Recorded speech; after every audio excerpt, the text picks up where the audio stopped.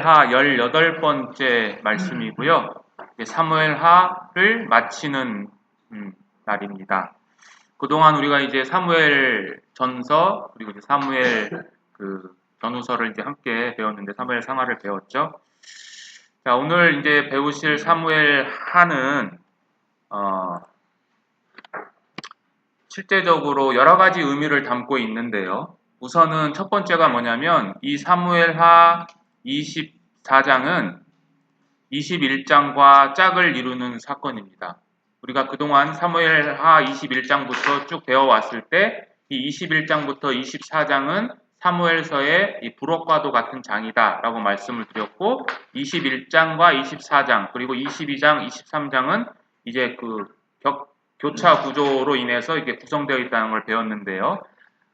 24장은 이제 21장에 기록된 사울의 죄 그리고 그로 인한 3년의 기근이라는 이 사건과 24장 오늘 배우실 이제 이스라엘과 다윗의 죄 그리고 3일의 온역이라는 것을 이렇게 보여주고 있는데요. 이 두 가지의 사건, 그러니까 21장과 24장은 모두 다윗에 의해서 해결이 됩니다. 그러니까 21장은 억울하게 죽은 기브온 족속을 위해서 다윗이 재판장으로서의 역할을 충실히 행해서 그것들을 해결해 주고요. 24장에서는 이스라엘을 대표하는 회개하는 자로서 이 이스라엘에 있었던 이러한 온역으로 7만 명이 죽게 되는데 그것들을 해결하는 모습으로 등장을 하게 됩니다. 한마디로 21장과 24장은 해결사 다윗이에요. 그리고 그 해결사 다윗은 결국 다윗에게 붙어있는 칭호죠. 여호와의 마음, 하나님의 마음에 합한 자라고 하는 것을 이 사건들을 통해서 우리에게 보여줍니다. 그러나 이 24장은 두 번째로 인간의 한계성을 보여주는 사건입니다. 무슨 말씀이냐면 여러분들이 지금 사무엘서 전체를 배워왔는데 사무엘서 전체에서 다윗은 대부분 위대한 왕이나 또는 한 단계 더 뛰어넘어서 메시아적인 모형 인물로서 우리에게 다가와지죠. 즉 신앙인의 모범으로서 다윗이 묘사되고 있는데 특히 22장과 23장에서는 다윗이 하나님께 예배드리고 또 그거를 통해서 다윗을 통해서 오실 그 메시아의 모습을 보여주는 아주 위대한 다윗의 모습이 대부분 기록되고 있었어요. 근데 오늘 24장은 그것이 아니라 여전히 하나님 앞에 불순종하는 다윗. 그러니까 한마디로 얘기하면 죄인 다윗에 대한 이야기예요. 즉 다윗이 아무리 위대해도 하나님의 은혜가 임하지 않는다라면 그 역시 우리와 똑같은 죄인에 불과하다라는 것을 보여주는 사건이에요. 이 24장은. 그리고 이 세 번째로는 24장은 전체, 그러니까 사무엘서 전체를 아우르는 결론적인 요약을 해주는 본문이에요. 그래서 여기 앞에 보시면 다윗과 제가 하나님을 이렇게 비교를 해놨는데 24장에서 다윗은 범죄를 하고요. 그리고 범죄로 인해서 회개를 합니다. 이 모습은 일반적인 성도들의 모습이에요. 그러니까 우리를 포함한 모든 구원받은 사람들은 하나님 앞에 하나님께서 보시는 의는 맞지만 여전히 자기 자신을 바라볼 때 그리고 자신의 행함을 볼 때는 하나님 앞에 여전히 죄인이라는 것을 여실히 보여주죠. 야고보서 5장 17절에 보면 이러한 말씀이 있어요. 기도의 중요성을 이야기하면서 엘리야를 들어서 이제 기도의 중요성을 이야기하는데 야고보가 거기서 뭐라고 그랬냐면 엘리야는 우리와 성정이 같은 사람이로되 라는 표현을 하죠. 거기서 성정이라는 뜻은 본성이라는 뜻이에요. 즉 엘리야, 이스라엘 백성들이 가장 위대한 선지자라고 하는 그 엘리야도 우리와 똑같은 본성을 가진 사람이다 라는 것을 강조하는 거죠. 저 역시 오늘 이 24장을 통해서 다윗 역시 우리와 본성이 동일하다. 그리고 그는 그렇지만 회개함으로써 다시 하나님께 나아가는 자로서 보여준다라는 결론을 보여주고요. 두 번째는 하나님의 결론을 보여주는 거예요. 여기 보면 하나님께서 이제 이스라엘 백성들의 죄로 인해서 이제 심판을 하시는 내용이 있는데 본문에서 더 자세히 말씀드리겠지만 여기에는 하나님의 주권적인 역사가 굉장히 강하게 나타나고 있어요. 뿐만 아니라 다윗을 용서하고 그리고 이스라엘 백성들에게 임한 그 전염병을 멈추게 하는 데 있어서도 하나님의 주권이 굉장히 강조돼요. 그러나 그 모든 것들을 통해서 하나님이 심판만 하시는 것이 아니라 하나님께서는 여전히 우리들에게 긍휼을 베푸시는, 즉 자비의 하나님으로서의 모습을 보여주고 있어요. 그래서 이 24장은 범죄 그리고 회개하는 인간, 그러나 하나님께서는 주권적으로 그 모든 죄인들을 용서하시고 긍휼 베푸시는 모습으로 나타나고 있다는 것입니다. 그래서 이 24장을 내용 분석을 하면 이렇게 크게 세 가지로 나눠지는데, 첫 번째는 여호와의 진노 그리고 다윗의 인구조사에 대한 내용이 1절부터 9절까지 기록되어 있고요. 두 번째는 여호와의 심판과 다윗의 회개 이야기가 10절에서 17절에 기록되어 있습니다. 그리고 마지막으로는 아라우나 마당, 타작 마당에서 다윗이 제사를 드리고 그 제사를 드림으로 말미암아 여호와 하나님의 용서에 대한 이야기가 18절부터 25절까지 이렇게 세 개로 구분되어서 기록되어 있습니다. 자, 그러면 이제 본문을 1절씩 보시면서 같이 말씀을 나누도록 하겠습니다. 1절, 2절 좀 보시겠습니다. 1절, 2절 제가 읽겠습니다. 여호와께서 다시 이스라엘을 향하여 진노하사 그들을 치시려고 다윗을 격동시키사 가서 이스라엘과 유다의 인구를 조사하라 하신지라. 이에 왕이 그 곁에 있는 군사령관 요압에게 이르되 너는 이스라엘 모든 지파 가운데 다니며 이제 단에서부터 부엘세바까지 인구를 조사하여 백성의 수를 내게 보고하라 하니. 자, 여기 1절에 보시면 여호와께서 진노하신다라는 표현이 있고요. 그 다음에 여호와께서 진노하셔가지고 어떻게 했냐면 다윗을 격동시키셨다라는 표현을 합니다. 자, 여기 보시면 이 성경 구절만 보면 하나님께서 지금 왜 이스라엘 백성들에게 진노하고 있는지에 대한 이유나 원인에 대한 기록이 없어요. 분명한 것은 이스라엘 백성들이 지금 최초로 범죄한 것이 아니라 다시라는 표현에 의하면 언젠가 과거에 이스라엘 백성들이 불순종을 했고 또다시 이스라엘 백성들이 불순종했다라는 것을 알 수 있다라는 것 외에는 아무런 근거를 알 수 없습니다. 특히 여기 다윗을 격동시켰다라는 이 표현은 부추겼다라는 거예요. 또는 사주하다라는 의미를 담고 있어요. 그래서 이러한 모든 것들을 통해서 우리가 알 수 있는 것은 하나님께서 주권적으로 역사하셔서 이스라엘 백성을 향해서 지금 진노하시기로 결정하셨다라는 사실이에요. 물론 이거와 그 평행 본문인 역대상 21장에 보시면 이 인구조사를 그러니까 인구조사를 부추긴 자가 사단으로 이렇게 등장을 하고 있지만 그것은 사실은 역대기 저자가 이 사무엘하 24장을 신학적으로 재해석한 거예요. 제 말 무슨 말인지 이해되십니까? 그래서 이 사단의 사주, 그러니까 다윗을 격동시켜서 인구조사를 하게 한 사단 역시 누구의 허락에 의해서 그것을 이행할 수밖에 없는 거냐면 하나님에 의해서 하나님이 실행하라는 그 명령에 따라서 사단이 다윗을 격동시켰다는 거죠. 이와 유사한 내용이 욥 이야기에서도 등장하지 않습니까? 그래서 우리가 여기서 알 수 있는 것은 뭐냐면 하나님이라는 분은 우리 인간의 관습적인 어떤 신에 대한 개념이 있어요. 관념이 있어요. 신은 이러이러해야 된다라는 그 관념이 있는데 그 신 개념으로서 이해되지 않는 사실은 초월적인 분이라는 거예요. 우리가 하나님의 모든 것을 다 이해할 수 없거든요. 우리는 어떻게 하나님을 알 수 있냐면 하나님께서 계시해 주신 것만 아는 거예요. 인간의 교만은 뭐냐? 그 계시한 것을 뛰어넘어서 그 하나님을 이해하려고 하는 그 노력 그 자체가 사실은 하나님 앞에 굉장한 교만이에요.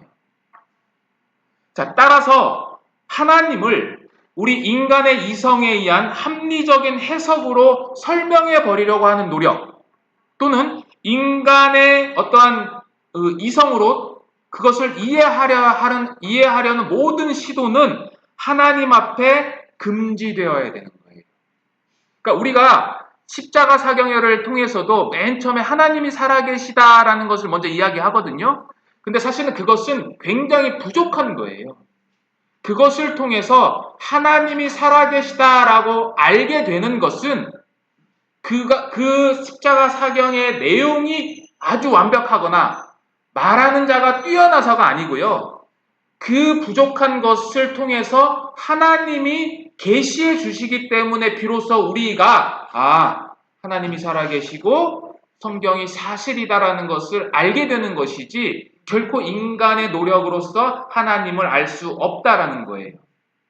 유명한 말이 있죠. 이사야서 55장 8절에 보면 너의 길은 나의 길과 다르다. 그러니까 하나님의 생각, 하늘의 생각과 땅의 생각은 완전히 다른 거예요.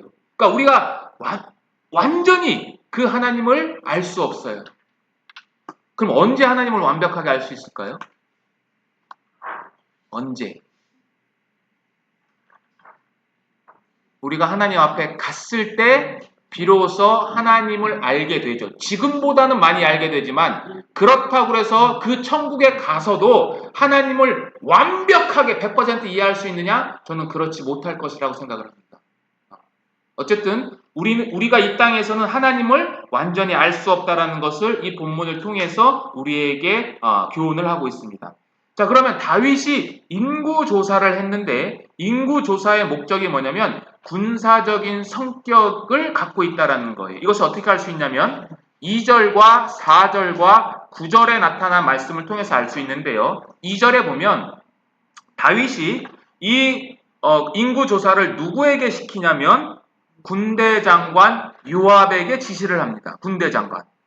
그리고 두 번째 4절에 보면 이제 요압이 그거에 대해 인구조사를 반대를 했음에도 불구하고 다윗이 재촉을 하거든요. 재촉을 하는데 누구를 재촉하냐면 요압과 4절에 보시면 군대 사령관들을 재촉했다라고 기록하고 있어요. 그리고 마지막 9절에는 이 계수한 자가 누구냐면 조사 대상이죠. 그러니까 나이가 아니고요. 조사 대상이 누구냐? 칼을 빼는 담대한 자라는 것으로 표현을 하고 있습니다. 그래서 이러한 것들을 볼 때 이 다윗의 인구조사의 목적은 뭐냐? 군사적인 성격을 갖고 있었다는 거죠. 이 당시에 인구조사를 하는 목적이 크게 세 가지입니다. 첫째는 세금 확보, 그러니까 징세를 위해서 인구조사를 합니다. 그리고 두 번째는 방금 말씀드린 것처럼 다윗처럼 군역을 확보하기 위해서 쉽게 얘기하면 징병하기 위해서 인구조사를 합니다. 그리고 마지막으로는 노역 확보, 징용이죠. 그 노동력을 확보하기 위해서 이렇게 인구조사를 하는데 당시 이 인구조사는 억압적인 정치 도구였어요. 그러니까 다윗도 지금 그 억압적인 정치 도구를 써서 무엇을 하고 싶었냐면은 그 군사의 수를 세워서 자신의 왕권을 과시하고 자신의 왕권을 더욱더 강화시키기 위한 도구로서 지금 인구조사를 했다라는 거죠. 그래서 세 번째 질문이 제가 써놓은 게 인구조사가 죄인가라는 거예요. 인구조사가 죄냐라는 거죠. 여러분들 어떻게 생각하십니까? 인구조사. 이 당시 다윗이 했던 인구조사가 하나님 앞에 죄인가요? 아니면 죄가 아닌가요? 왜 죄죠? 예. 그렇습니다. 맞습니다. 자, 인구조사 자체는 죄가 아니에요. 그걸 어떻게 알 수 있냐? 우리가 민수기라는 성경을 보면 알 수 있죠. 민수기가 어떤 성경입니까? 모세가 백성을 계수한 성경이에요. 백성 민자, 민수, 그죠? 민수기. 그래서 민수기에는 1장과 26장에 걸쳐 두 번에 걸쳐서 계수를 합니다. 그 계수를 하는 목적이 뭐였어요? 왜 하나님께서 모세를 통해서 인구조사를 하라고 그랬죠? 민수기서 1장 보시겠습니다.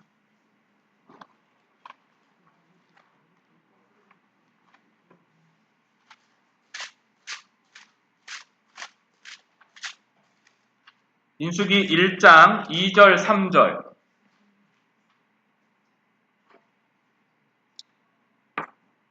너희는 이스라엘 자손의 모든 회중 각 남자의 수를 그들의 가족과 종족을 따라 그 명수대로 계수할지니. 3절 읽어봐 주세요. 이스라엘은 20세 이상으로 싸움에 나갈 만한 모든 자를 여호와는 그 신명대로 계수하되. 왜 계수했어요? 싸움에 나갈 만한 자를 색출하기 위해서, 그러니까 징병하기 위해서 계수를 한 거예요. 요거는 신의 광야에서 했던 거죠. 그래서 총 60만 3,550명을 계수를 합니다. 자, 26장 가시겠습니다. 민수기 26장입니다. 민수기 26장은 이제 모압 평지에서 두 번째 계수한 내용인데요. 2절 보시겠습니다. 2절 읽어봐 주세요.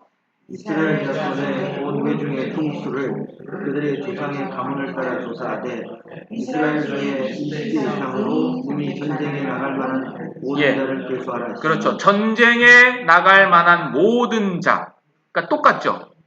그래서 이 2차 계수 때에는 60만 1,730명을 계수를 합니다. 그러니까 징병을 위한 인구 조사는 죄가 아니에요. 그거는 하나님께서 허락하신 건데, 사무엘하 24장에서 다윗의 인구 조사는 왜 심판을 불러일으키는 죄인가 하냐면, 다윗이 하나님의 명령이 일단 없었고 지시가 없었고, 두 번째는 그 목적 자체가 자신의 왕권 강화를 위한 인구조사였기 때문에 그것이 하나님의 심판을 받을 죄이었다라는 것을 우리에게 이야기를 합니다. 이것은 사무엘서 제가 처음에 이야기할 때 이 사무엘서에 등장한 이스라엘의 왕정은 그 당시 다른 고대 근동과는 달리 신정체제, 그러니까 하나님에 의해서 움직이는 체제라는 것을 제가 말씀을 드렸죠. 그래서 신정 국가에서는 그 신정 국가의 왕과 백성은 누구를 의지해야 하냐면 하나님을 의지해야 되는 거죠. 자신의 힘과 자신의 가진 것을 의지해서는 안 되는데, 다시 말로 해서 오직 여호와만 의지를 해야 하는데 다윗이 그것을 잊어버린 거죠. 그래서 우리는 이 사무엘서에서 기록된 말씀 중에 요나단이 했던 신앙 고백을 우리들도 잊지 말아야 됩니다. 사무엘상 14장 한번 보시겠습니다. 사무엘상 14장.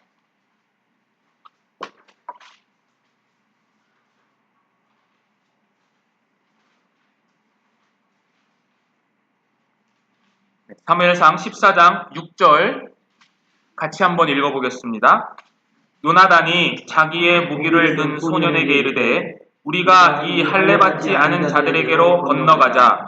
여호와께서 우리를 위하여 일하실까 하노라. 여호와의 구원은 사람이 많고 적음에 달리지 아니하였느니라. 이 신앙 고백. 하나님의 구원은 사람의 숫자하고는 아무런 상관이 없다라는 것을 우리는 잊지 말아야 되는 거죠. 근데 불행하게도 오늘날 교회 안에서 이 수에 대해서 굉장히 민감해요. 기성교회에서 많지는 않지만 목회자들끼리 서로 만나면 물어보는 게 있어요. 당신 교회 몇 명 모이십니까? 이걸 많이 물어보죠. 또 이런 것도 있죠. 당신을 통해서 몇 명이 구원을 받았습니까? 또는 당신의 교회 안에서 몇 명이 지금 구원을 받아서 얼만큼 성장하고 있습니까? 이런 것들을 많이 물어보는데, 물론 이 숫자가 중요하지 않다라는 건 아닌데, 숫자만 너무 강조하다 보면 우리가 하나님을 의지하는 대신 보여지는 이 숫자를 더 의지하게 되는 거죠. 우리가 교회 선택할 때도 그런 거 물어보지 않나요? 여러분들 지금 주변에 전도를 이제 하셔야 되는데 그런 거 혹시 못 들어보셨어요? 너네 교회 몇 명 모여? 그게 왜 그래요? 그게 세상의 관점이에요. 하나님의 관점은 그게 아니거든요. 하나님은 한 사람의 영혼이 천하보다도 귀중히 여기시는 분이에요. 중요한 것은 한 사람의 영혼이지 얼마나 많은 사람이 모여 있는가가 중요한 게 아닌 거죠. 자, 어쨌든 다윗은 이러한 목적으로 인구조사를 하려고 했기 때문에 그것은 하나님 앞에 진노를 받을 그런 심판의 행위를 했다라는 것을 이야기를 하고 있습니다. 이렇게 인구조사를 이제 다윗이 계획했을 때 요압이 등장을 해서 그것을 만류합니다. 24장 3절과 4절 보시겠습니다.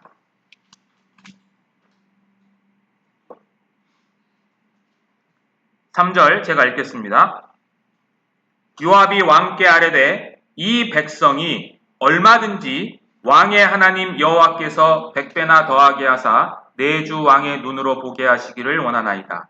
그런데 내 주 왕은 어찌하여 이런 일을 기뻐하시나이까 하되 4절 왕의 명령이 요압과 군대 사령관들을 재촉한지라 요압과 사령관들이 이스라엘 인구를 조사하려고 왕 앞에서 물러나.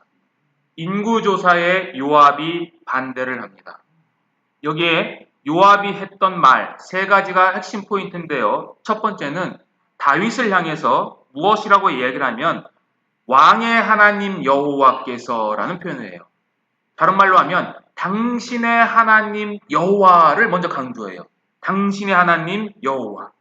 그럼 왜 다윗이 여기서 요압이 다윗에게 당신의 하나님이라는 것을 강조했냐면 지금 요압은 이 요압의 발언은 두 가지의 의미를 담고 있는데 첫 번째는 여호와의 백성으로서 다윗에게 충원하고 있어요. 우리가 그동안 배워왔던 요압은 어떤 인물이죠? 굉장히 무자비하고 어떻게 보면 교활하고 아주 정치적으로 유능한 그러한 사람으로 등장하는데 이 마지막 장에서는 희한하게 요압이 신앙인의 모습을 보여줘요.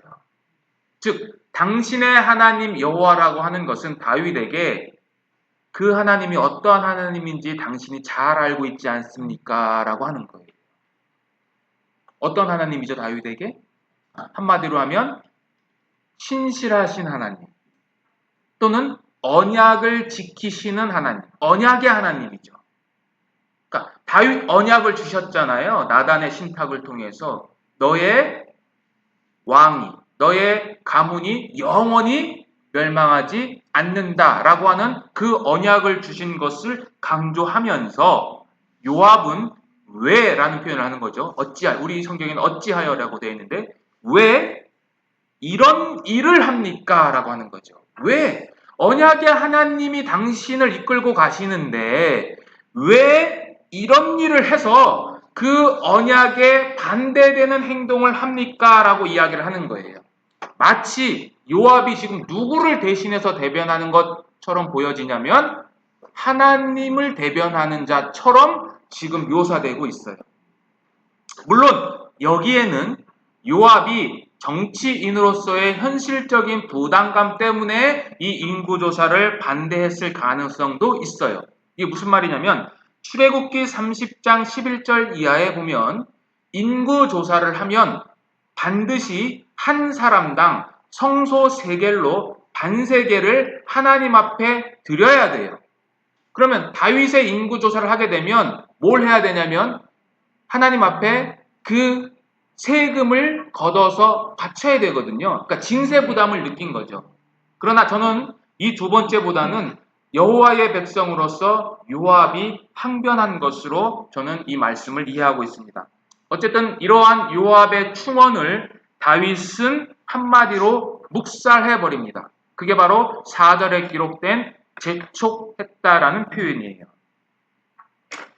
다윗은 요압은 어떤 논리로 다윗을 금지시키려고 했냐면 언약의 논리로 다윗의 행위를 정지시키려고 했는데 다윗은 그 언약의 논리는 잊어버리고 지금 어떠한 논리냐면 자기가 신분이 뭐예요? 왕이죠.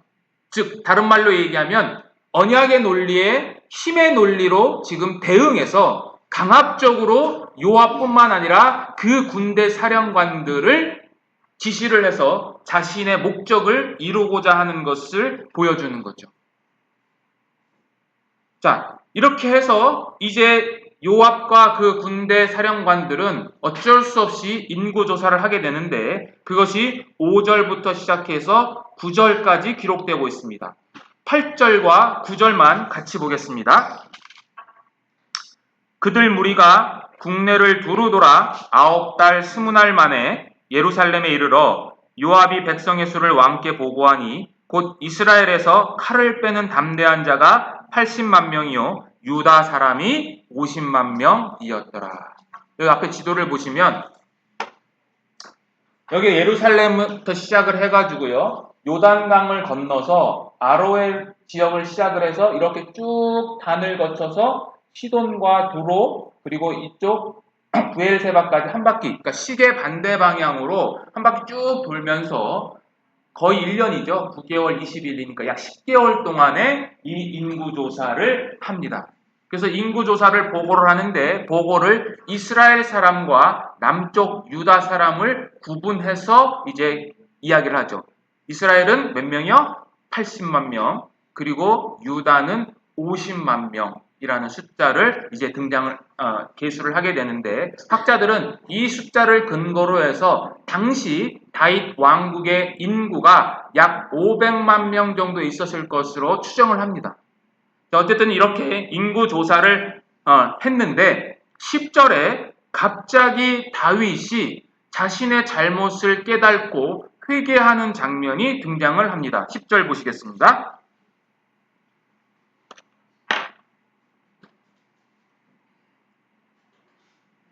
제가 읽겠습니다. 다윗이 백성을 조사한 후에 그의 마음에 자책하고 다윗이 여호와께 아뢰되 내가 이 일을 행함으로 큰 죄를 범하였나이다. 여호와여 이제 간구하옵나니 종의 죄를 사하여 주옵소서. 내가 심히 미련하게 행하였나이다 하니라. 다윗의 첫 번째 자백과 회개의 모습을 보여주는데 여기 보면 그의 마음에 자책했다라는 표현이 가장 먼저 나옵니다. 자책했다라는 이 표현은 직역을 하면 뭐냐면 다윗의 마음이 그를 쳤다라는 뜻이에요. 그러니까 우리식으로 얘기하면 양심이 지금 다윗의 죄를 고발하고 있는 거죠. 이와 동일한 표현이 어디에 등장하냐면 사무엘상 24장 5절에 등장하는데 어떤 내용이냐면 이제 다윗이 사울의 옷자락을 가만히 벤 다음에 그것으로 말미암아 다윗의 마음이 찔려라는 표현이 있습니다. 사무엘상 24장 5절에 보면 거기서 마음에 찔려라는 그 표현이 지금 마음에 자책하다라는 이 표현과 동일한 표현이에요. 즉 다윗은 어떤 이유에서인지는 모르지만 자신의 한 행위에 대해서 양심의 가책을 느끼고 하나님 앞에 이제 죄를 고백하는 내용으로 등장을 하면서 내가 큰 죄를 범하였습니다 라고 이야기를 합니다. 그리고 자신을 어떻게 표현을 하냐면 10절 하반절에 보면 여호와여 이제 간구하옵나니 그 다음에 뭐라고 되어 있죠? 종의 죄, 종이라는 표현을 쓰죠. 즉 요압의 충언을 듣지 않았던 다윗이 왜냐하면 당신의 하나님이라는 표현을 했음에도 불구하고 듣지 않았잖아요. 그 다윗이 이제 여호와를 자신의 하나님 뿐만 아니라 자신을 그 하나님의 종이라고 자신을 묘사하는 거죠. 그러니까 우리가 신앙생활을 하는 가장 근본적인 것 중에 하나가 뭐냐면 내가 하나님 앞에 누구인가를 확실히 알 때 그때 우리는 신앙인의 올바른 자세를 취할 수가 있어요. 특히 이 신약 성경에 보면 바울 같은 경우는 자신을 묘사할 때 주로 많이 사용한 표현이 그리스도의 종이란 뜻이죠. 종. 거기서 종이라는 뜻은 우리가 생각하는 조선시대 종 그게 아니고 노예예요. 노예. 그러니까 자신의 의지나 자신의 노력으로 아무것도 할 수 없는 그냥 아주 맨 밑바닥에 있는 신분. 그게 바로 노예인데 그 단어를 써서 바울은 자신을 묘사했어요. 자, 어쨌든 이렇게 다윗이 회개를 하니까 하나님께서 선지자 갓을 보내서 이 다윗의 형벌에 대한 세 가지를 보여주시고 그 셋 중에 하나를 선택하라고 이야기를 합니다. 그게 12절부터 13절까지 기록되어 있는데 읽지는 않겠습니다. 여기 보시면 세 가지의 형벌의 종류가 나오는데 첫 번째는 7년 기근입니다. 두 번째는 원수에게 쫓겨서 3개월간의 도피 생활입니다. 그리고 마지막으로는 3일 동안의 온역을 이제 형벌을 이제 어떤 걸 선택할 것인지 이제 갓을 통해서 다윗에게 전달을 하는데 이 7년 기근, 3개월 도피, 3일 오역은 기간상으로는 어때요? 점점 줄어들죠. 7년, 3개월, 3일. 그러나 그 형벌의 영향력은 사실 거의 모두 대등이에요. 근데 더욱 중요한 것은 뭐냐면 이 기근과 도피와 온역이라는 이 형벌은 언약적 저주의 도구들이라는 거예요. 이게 말이 좀 어렵죠. 이게 뭐냐면 신명기에 보면 하나님께서 율법에 순종하면 이러이러한 복을 받고 율법에 불순종하면 이러이러한 저주를 받는다라고 하는 것이 복과 저주에 대한 내용이 신명기서 28장에 기록되어 있는데 그 28장 15절에서 25절을 읽어보시면 이스라엘 백성들이 여호와의 율법을 어겼을 때 내려지는 형벌이 바로 기근, 그 다음에 쫓겨다님, 그리고 온역이에요.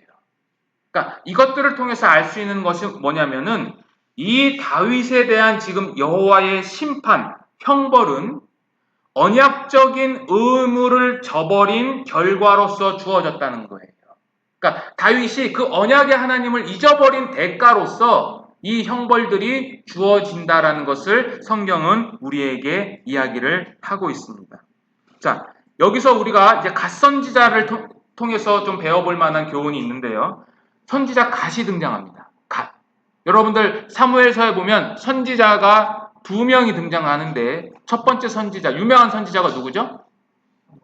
예, 사무엘. 3명이네요. 사무엘, 또 한 명의 선지자 나오죠. 다윗에게 언약 신탁을 했던 밧세바와의 죄를 지적한 선지자 나단, 그리고 갓선지자입니다. 갓선지자. 근데 갓선지자는 사무엘서 전체에 딱 2번이 등장을 합니다. 2번. 오늘 본문. 그리고 또 한 군데는 어디냐면 다윗이 사울에 의해서 도망 다닐 때 아둘람 피신 시절이죠. 그러니까 유다 광야 아둘람 피신 시절에 너가 여기 있지 말고 다시 유다 광야로 돌아가라라고 하나님의 말씀을 전달한 자로서 다시 등장을 합니다. 그러니까 사무엘상 22장 1절에서 5절에 등장을 하는데 그때 다윗은 갓 선지자의 말씀을 듣고 순종해서 유다로 돌아가죠. 그래서 제가 이 선지자 갓을 옛 선지자라고 표현을 했는데 이 말은 무슨 의미냐면 아둘람 피신 시절은 다윗이 누구만 의지했던 시절이에요. 여호와만 의지했던 그때죠. 그러니까 하나님께서 갓 선지자를 보내셨다라는 것은 다윗에게 너가 과거에 힘들었을 때 고난과 고통을 받았을 때 나를 의지했지 않느냐. 결국 네가 사울의 손에서 벗어났을 뿐만 아니라 사울을 대신해서 유다와 이스라엘의 통일 왕국의 왕이 되게 하신 그 여호와, 그가 바로 아직 살아있고 그를 통해서 그분이 갓선지자를 통해서 다윗에게 보내신 것은 그 과거를 떠올리게 하는 거죠. 즉 여기는 한마디로 하나님께서 다윗에게 첫사랑을 회복시키시는 거예요. 첫사랑. 요한계시록에 보면 에베소 교회가 가장 먼저 등장을 합니다. 7교회에 대한 이제 칭찬과 책망을 하시는데 첫 번째 등장하는 에베소 교회에게 했던 책망이 뭐냐면 네가 그 이세벨의 그 니골라당의 교훈을 물리치고 아주 잘했는데 네가 첫사랑을 잊어버렸다라고 책망을 하세요. 한번 성경을 볼까요? 계시록 2장 4절입니다.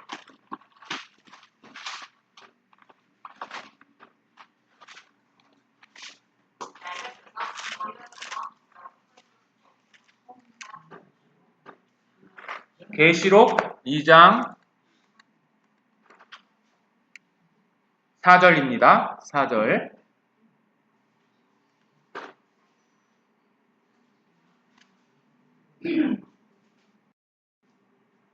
자, 4절, 5절 같이 읽어보겠습니다. 그러나 너를 책망할 것이 있나니 너의 처음 사랑을 버렸느니라. 됐습니다. 첫사랑을 버렸다 네가. 여기서 말하는 첫사랑이 무엇이냐?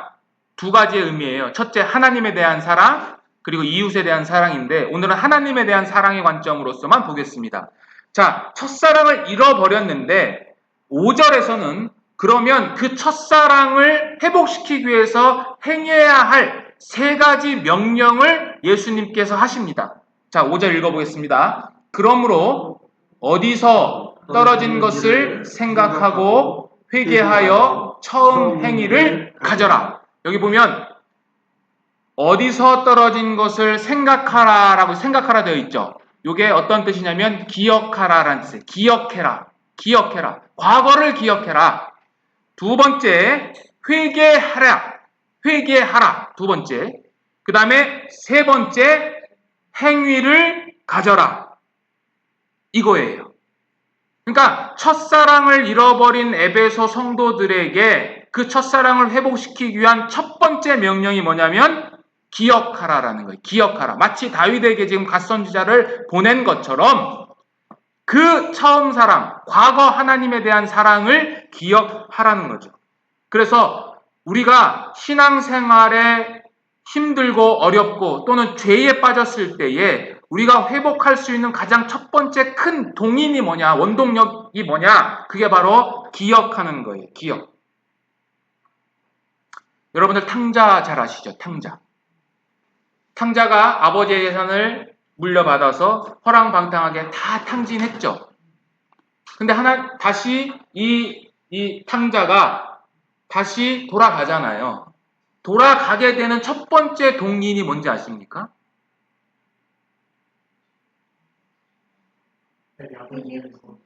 그렇죠. 자기는 지금 돼지가 먹는 쥐업 열매를 먹고 있으면서 뭐라고 그랬냐면 과거 내가 아버지 집에 있었을 때는 그 풍요로운 삶에 대한 기억을 떠올렸어요. 그래서 일어나서 아버지께로 돌아갑니다. 기억한 거죠. 자신의 삶, 과거에 있었던 자신의 위치를 기억하는 거예요. 자, 바울도 지금 동일하게 이 에베소 교회 성도들에게 에베소 편지를 쓰면서 뭐라고 그랬냐면 에베소서 2장 11절 한번 보세요. 11절.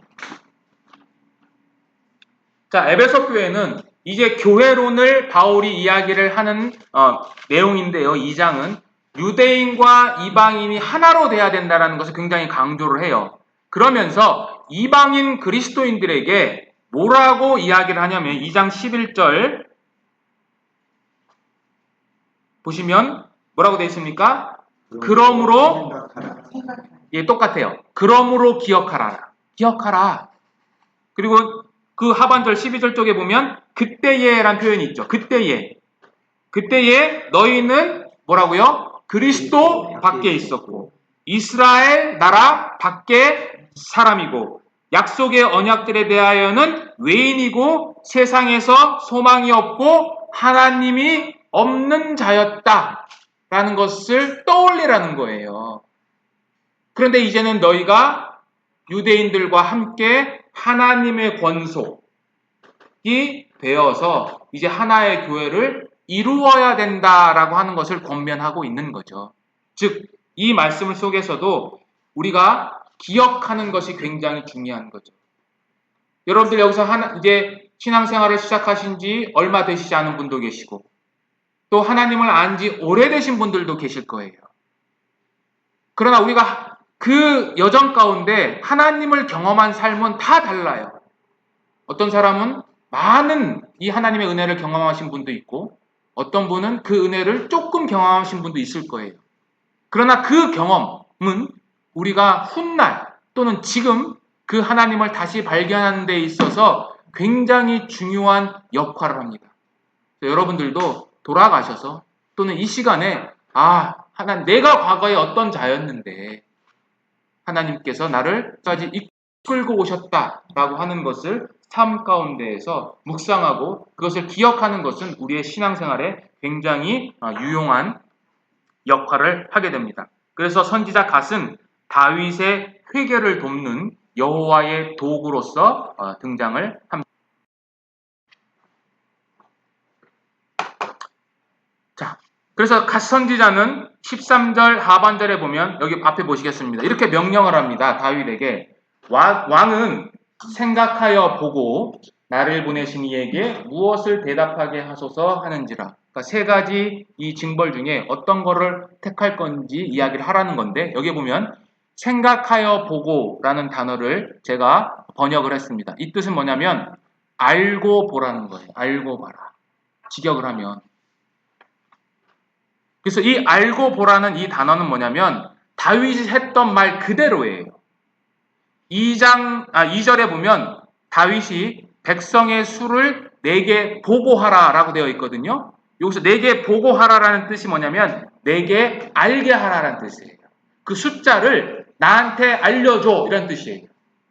그리고 3절에 보면 요압이 내 주 왕의 눈으로 보게 하기를 원한다라는 이 단어하고 매칭이 되는 거예요. 그러니까 다시 제가 천천히 설명을 드리면 다윗은 인구 수를 알고 싶어 했죠. 그런데 요압은 뭐라고 그랬냐면 하나님께서는 백성을 얼마든지 크게 해서 다윗이 볼 수 있도록 하실 수 있습니다 라고 하면서 만류를 한 거예요. 그런데 다윗은 그렇지 않고 강압적으로 그 백성의 숫자를 알고 보기를 원한 거예요. 그래서 심판이 내려진 거죠. 그러니까 하나님은 갓을 통해서 다윗이 진정으로 알고 봐야 하는 것이 무엇인지를 지금 같은 단어를 통해서 알려주시는 거예요. 네가 지금 알고 보아야 하는 것은 백성의 계수가 아니고 네가 알고 보고자 하는 그것 때문에 누가 고통을 받느냐? 이스라엘 백성들이 지금 고통을 받을 것이다 라고 하는 것을 하나님이 깨우쳐 주시는 거예요. 자, 그래서 어쨌든 다윗은 선택을 합니다. 뭘 선택을 하죠? 뭘 선택을 합니까? 예, 그런데 성의 3일 온역을 선택했다는 말이 있습니까? 없습니까? 없어요. 그럼 우리가 그걸 어떻게 추측을 하죠? 벌어진 사건을 통해서 이제 알 수 있는데, 자, 14절입니다. 14절 제가 읽겠습니다. 다윗이 갓에게 이르되 내가 고통 중에 있도다. 청하건대 여호와께서는 긍휼이 크시니 우리가 여호와의 손에 빠지고 내가 사람의 손에 빠지지 아니하기를 원하노라 하는지라. 다윗은 이렇게 답변한 거예요. 여기 보면 다윗이 3일 온역을 선택한 이유예요. 이게 어떤 이유냐면 첫 번째는 다윗이 사람의 손이 아니라 여호와의 손에 빠지길 원한다.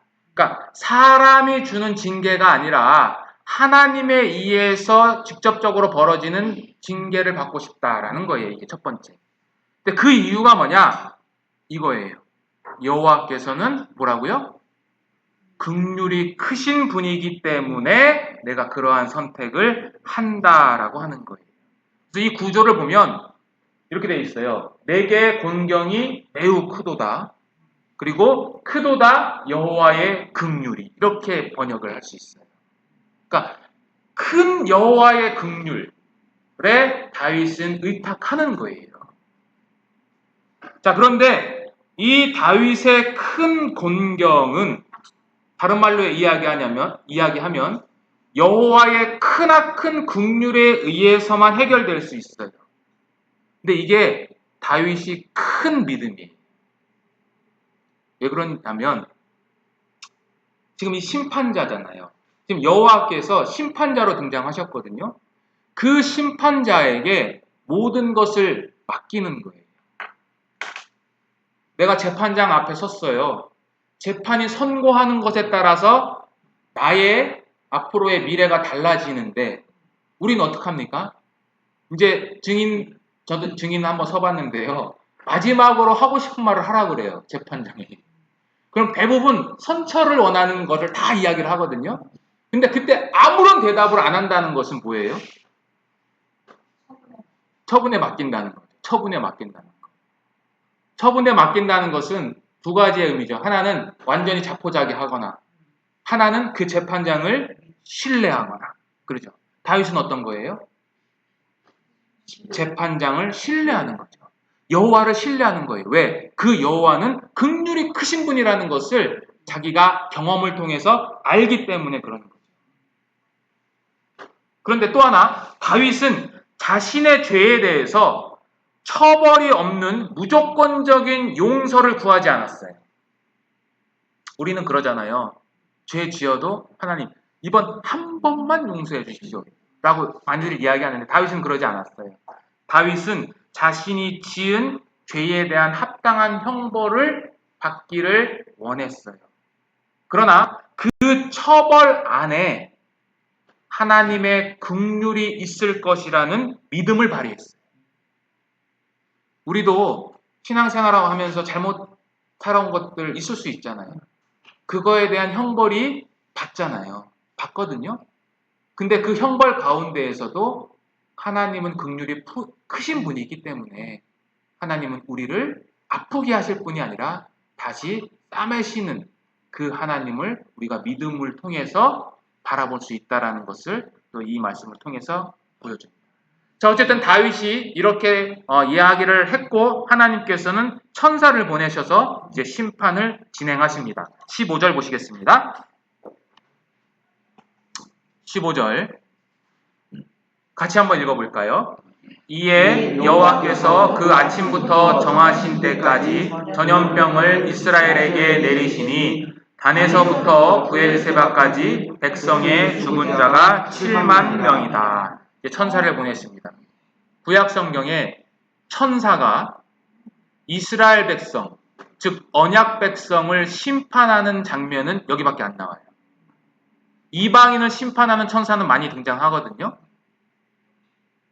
그 소돔성을 멸할 때도 천사가 등장하고, 그 산헤립이 히스기야 왕 때 쳐들어왔을 때도 천사가 그 밤중에 18만 5천 명을 죽이는 내용도 나오고, 그러한 천사들 내용이 나오는데 어쨌든 여기서는 여호와의 백성을 치는 모습으로 등장을 합니다. 그런데 여기에 표현을 뭐라고 그랬냐면 단에서부터 브엘세바까지. 단에서부터 브엘세바까지는요, 다윗이 인구조사를 명할 때 했던 그 말 그대로예요. 단에서 브엘세바까지 죄에 상응하는 벌을 받게 된 거죠. 그리고 결과적으로 7만 명이 죽게 됩니다. 7만 명.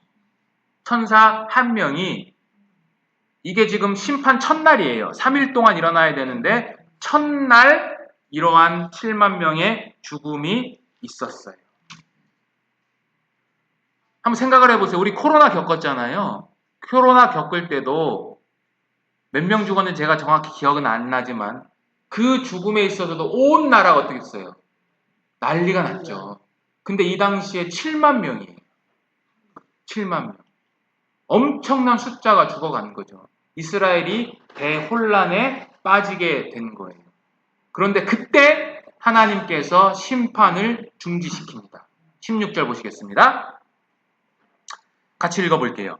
천사가 예루살렘을 향하여 그의 손을 들어 멸하려 하더니 여호와께서 이 재앙 내리심을 뉘우치사 백성을 멸하는 천사에게 이르시되 족하다 이제는 내 손을 거두라 하시니 여호와의 사자가 여부스 사람 아라우나의 타작마당 곁에 있는지라. 이제 천사가 마지막으로 예루살렘을 치려고 할 때 하나님께서 등장하셔가지고 그것을 막으십니다.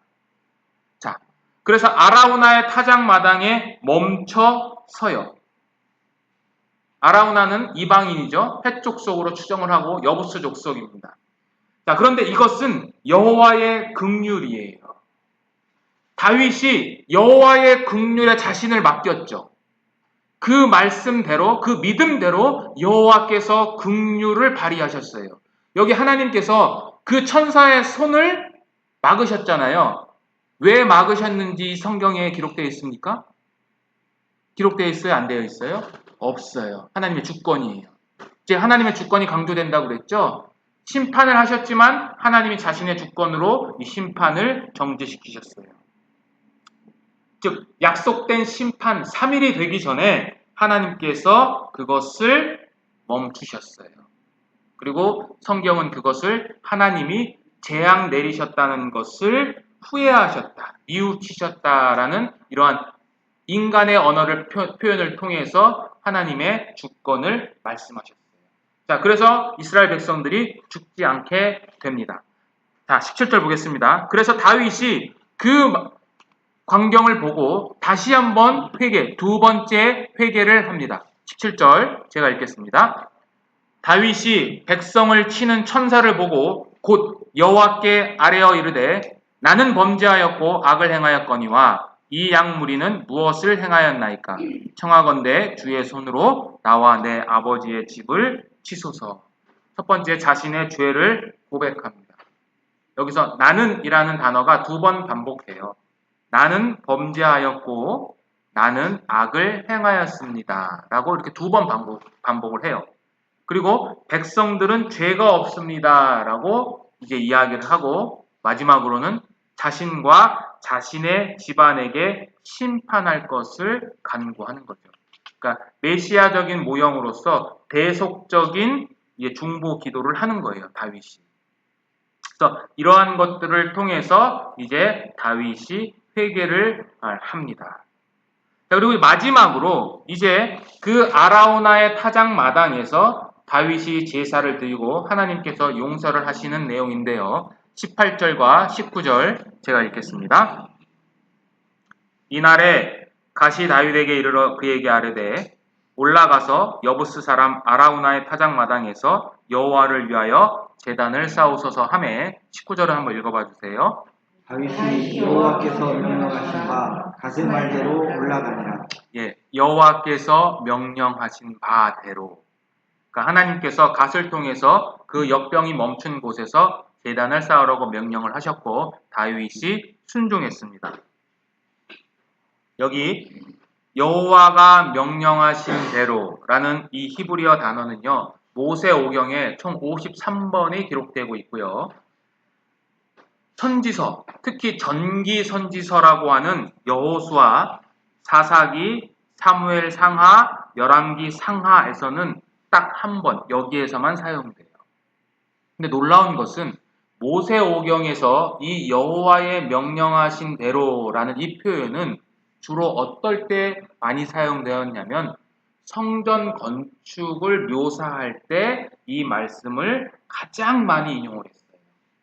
다른 말로 이야기하면 이 아라우나 타작 마당에서 드리는 제사는 성전 건축과 같은 예배의 형식이라는 것을 우리에게 알려주는 어구예요. 자, 이렇게 제사를 드리려고 명령을 하자 다윗은 그 아라우나 타작 마당에 있는 그러한 땅과 그리고 번제물 그리고 번제를 드릴 수 있는 기구들을 사려고 합니다. 아라우나는 어떻게 하려고 그랬냐면은 공짜로 무상으로 다 쓰세요라고 했지만 다윗은 그렇게 하질 않아요. 물론 아라우나가 무상으로 주겠다고 하는 것은 진심이 아니고요. 이것은 이 당시의 상술이에요. 지금도 중동 지역에서는 이러한 상술을 써요. 마치 공짜로 다 주겠습니다라고 멘트를 날리고 나중에는 그것보다 훨씬 더 비싼 값을 매겨가지고 팝니다. 이러한 형태가 과거 아브라함 시대에도 똑같이 있었어요. 아브라함이 자기 아내 사라의 매장지를 얻기 위해서 해쪽 속에 가서 이제 협상을 하거든요. 그때도 해쪽 속에 똑같은 말을 하는데 나중에 결과적으로는 엄청난 바가지를 씌워가지고 아브라함에게 덤탱이를 매게. 어쨌든 그런 건데 중요한 것은 그것이 아니고 그렇게 무상으로 공급하라고 했던 이 아라우나에게 다윗이 했던 대답이에요. 24절 같이 한번 읽어보겠습니다. 왕이 아라우나에게 이르되 그렇지 아니하다. 내가 값을 주고 내게서 살이라. 값 없이는 내 하나님 여호와께 번제를 드리지 아니하리라. 값 없이는 내가 하나님께 제사 드리지 않겠다라고 다윗은 이야기를 하는 거죠. 다윗은 사실 얼마든지 왕이라고 하는 권력을 이용해서 그것을 가질 수 있어요. 그러나 다윗은 그렇게 하지 않았어요. 그렇게 되면 하나님께 드리는 제물이 탈취한 것을 통해서 드려지게 되는 꼴이 되는 거거든요. 불의함을 통해서 얻은 제물은 하나님께 드려서는 안 돼요. 우리가 하나님 앞에 헌금도 드리고 11조도 드리고 여러 가지 것들을 드리잖아요. 시간도 드리고 모든 것들을 드리는데 그 모든 것들이 하나님의 말씀에 합당함으로써 얻게 된 것들로만 드려야 돼요. 신명기서 23장 18절에 보면 이렇게 되어 있어요. 창기에 번 돈과 개 같은 자의 소득은 아무 서원하는 일이든지 내 하나님 여호와의 전에 가져오지 말라. 그러니까 불의한 일로 벌게 된 재물은 하나님 앞에 가증한 거예요. 자, 어쨌든 다윗은 이것을 통해서 이제 은 50세겔, 역대상에는 땅만 금 600세겔을 들여서 이제 삽니다. 자, 그리고 결국 다윗은 번제와 화목제를 드리는데요. 25절 보겠습니다. 25절 곳에서 여호와를 위하여 제단을 쌓고 번제와 화목제를 드렸더니 이에 여호와께서 그 땅을 위한 기도를 들으심에 이스라엘에게 내리는 재앙이 그쳤다. 번제와 화목제를 드리는 것으로 사무엘서는 종결이 되고 그리고 하나님께서 그 기도를 들으시는 내용으로 종결이 되는 거죠. 재앙이 그치는 거죠. 자, 여기서 번제와 화목제로 드린다는 것은 뭐냐면 이 다윗이 아브라함을 계승하는 자, 아브라함을 잇는 자라는 것을 보여줘요. 아브라함이 드렸던 번제가 여러 종류가 기록되어 있습니다. 창세기에. 그 중에 가장 핵심적인 번제가 어떤 번제였죠? 예, 자기 아들 이삭을 드리려고 했던 그 번제죠. 창세기 22장에 기록된. 그 드렸던 장소가 어디냐면 오늘 다윗이 드리려고 하는 이 아라우나의 타작마당 바로 그곳이에요. 역대하 3장 1절 한번 보겠습니다.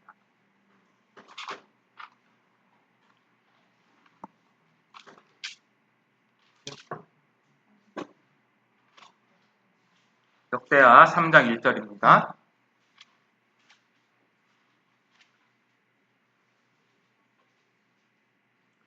같이 한번 읽어볼까요? 솔로몬이 예루살렘 모리아산에 여호와의 전 건축하기를 시작하니 그곳은 전에 여호와께서 그 아비 다윗에게 나타나신 곳이요 여부스 사람 오르난의 타작마당에 다윗이 정한 곳이라. 여기 모리아산 나오죠. 창세기 22장이 바로 그 모리아산이거든요. 그 모리아산이 다윗이 여기는 오르난이라고 표현되는데 아라우나입니다. 아라우나의 타작마당에서 번제를 드렸던 그곳이고 바로 그곳이 솔로몬이 성전을 건축한 그 자리다 라고 하는 것을 이야기를 하고 있어요. 동일한 장소예요. 근데 우리 예수님은 이 성전에서 제사를 드리지 못하시고 어디 가셔서 드렸어요? 성박 골고다로 걸어가셔서 십자가를 지고 하셔서 거기서 우리를 향한 번제를 드리신 거죠. 자, 두 번째는 메시아적인 모형을 보여줍니다. 이것은 뭐냐면 맨 마지막 다윗이 번제를 드림으로 말미암아 재앙이 그쳤다라고 되어 있죠. 재앙이 그쳤어요. 즉 자기 백성을 위해서 제사를 드림으로 말미암아 역병을 멈추게 했죠. 예수님도 우리를 대신해서 번제를 드리시고 하나님과 화목케 하는 화목제를 드리셨어요. 결과적으로 우리가 그 예수님으로 말미암아 모든 질병, 죄의 질병이죠. 죄의 질병으로부터 회복되는 죄의 질병이 그쳐지는 은혜를 받게 되는 거죠. 베드로전서 2장 한번 보겠습니다.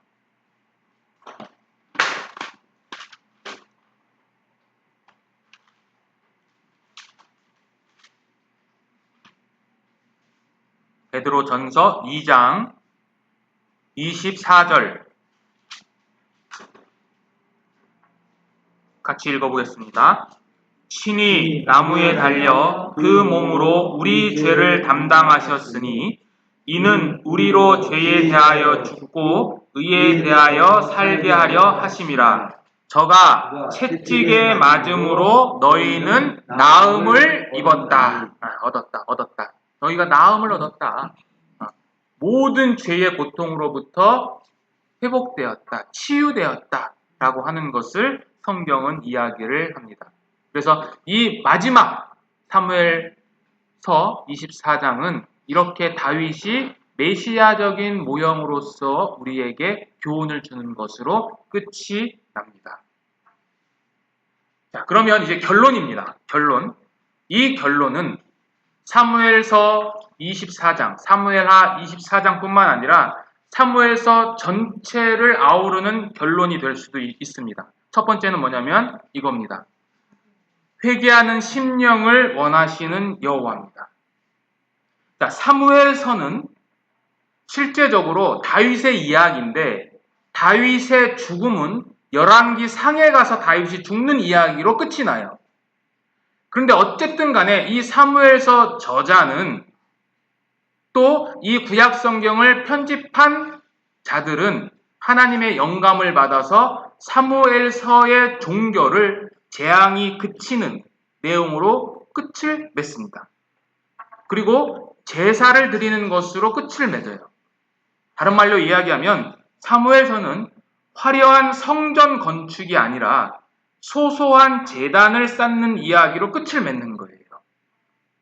즉 여호와께서 원하시는 것은 화려한 성전에서 드려지는 거창한 예배가 아니고요. 소소하지만 회개하는 심령으로 쌓는 그 소소한 제단에서 하나님께서 기뻐하신다는 거죠. 이건 우리에게 큰 기쁨과 은혜를 줍니다. 우리가 사람들이 보기엔 빈약하고 변변치 않은 시설에서 우리가 모여 있지만 여기에 계신 모든 형제 자매님들이 다윗처럼 회개하는 심령으로 하나님 앞에 제단, 예배를 드리면 하나님께서 그것을 원하시고 기뻐하신다라고 하는 것을 우리에게 알려줍니다. 두 번째는 기도를 들으시는 은혜로운 여호와입니다. 자, 24장 25절이 여호와께서 그 땅을 위한 기도를 들으심에로 끝이 나죠. 자, 이거와 그 구조를 이룬다고 말씀드렸던 21장도 어떻게 끝나냐면 21장 14절 한번 보시겠습니다.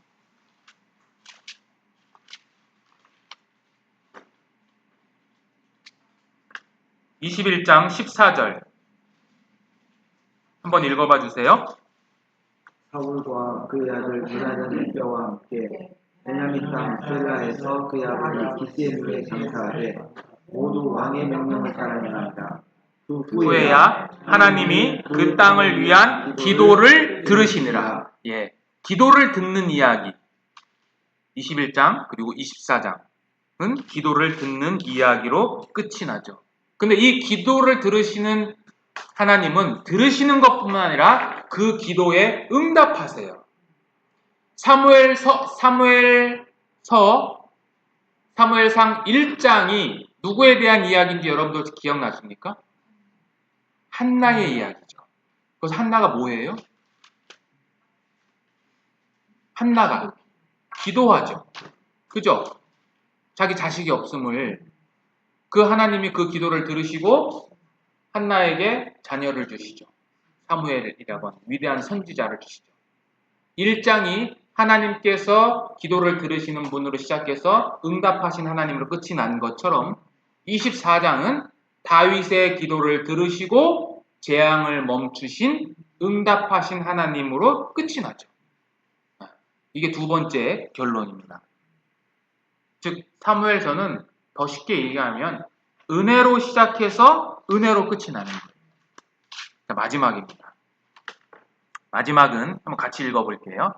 진정한 왕은 오직 여호와다. 진정한 왕은 오직 여호와라는 거예요. 이것은 이 구조를 한번 보시면 더 이해하기 쉬운데요. 이거 제가 보여드렸던 구조예요. 21장과 24장의 구조인데, 자, 여기 보시면 C와 C-가 핵심이에요. 핵심. 다윗을 위해 하나님께서 행하신 구원 행위를 칭송하는 노래예요. 이 두 개가. 그리고 B와 B-는 여호와께서 자신의 구원 역사를 위해서 사용한 인간 도구들에 대한 이야기예요. 그리고 A와 A-는 A는 누구의 문제였죠? 사울의 문제. A-는 누구의 문제였어요? 다윗의 문제였죠. 즉 사울뿐만 아니라 우리가 위대한 왕이라고 생각하는 다윗 역시 여호와의 진노의 대상인 죄인에 불과하다라는 것을 보여주는 거죠. 이 구조를 통해서. 즉 다른 말로 하면 진정한 왕은 사울도 아니고 다윗도 아니고 누가 진짜 왕이다. 역설적으로 하나님만 우리의 왕이 되신다라고 하는 것을 우리에게 교훈하시는 거죠. 자, 이렇게 해서 이제 사무엘서 전체를 마쳤습니다. 중요한 것은 뭐냐? 성경은 인간을 위한 책이긴 하지만 인간을 높이는 책이 아니에요. 성경은 오직 하나님만을 위한 책, 하나님의 영광만 드러내는 책이에요. 거기에 인간이 들어설 자리는 털끝만치도 없어요.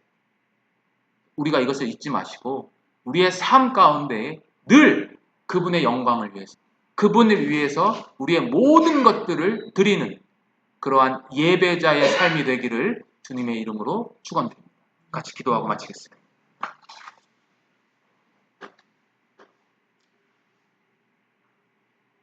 은혜가 풍성하신 하나님 아버지 감사합니다.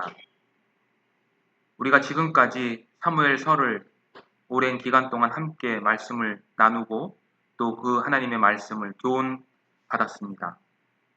우리가 이 모든 것들을 통해서 우리 자신이 아니라 또는 우리 교회가 아니라 오직 하나님의 이름이 영광스럽게 되고 그 하나님의 영광이 우리를 통해서 이 어두운 세상에 널리 퍼지기를 원합니다.